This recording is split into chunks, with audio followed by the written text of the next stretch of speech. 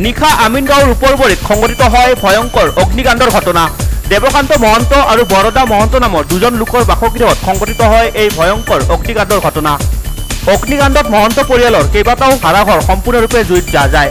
কেইবাখনো স্কুটাৰ, বিলাসী motorcycle, rickshaw, ice cream সৰবৰাহ কৰা গাড়ীকে ধৰি বহু লাখ টকাৰ সামগ্ৰী ভস্মীভূত হৈছে এই অগ্নিকাণ্ডত। প্ৰথমতে প্ৰাণ ৰক্ষা পৰে ভাড়াতীয়া আৰু মহন্ত পৰিয়ালৰ।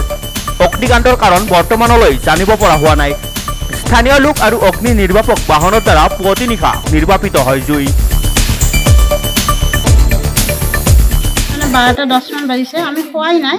মানে মৌচুমীয়ে আমাৰ মাহীৰে ছোৱালী মানে মোক ফোন কৰিছে আৰু ঘৰত জুই লাগছে বোলে। আমি আহি দেখা পাওঁ যে গোটেই জ্বলি গৈছে।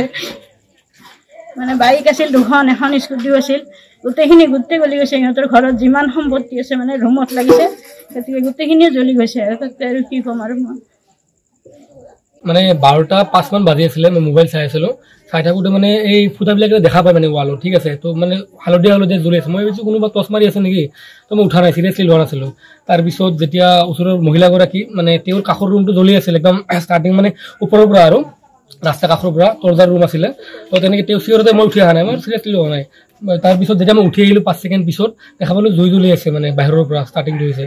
তাৰপিছত পানী আনিলোঁ, তাৰপিছত তেখেতে ওলাই গ'ল। মালিকহঁতৰ ঘৰতো জুই লাগি মানে দুটা ৰুমে মানে জ্বলি গ'ল। এতিয়া আপোনাৰ বাইক 3খন আছিল কাষতে, 3খন বাইকো জ্বলি গ'ল।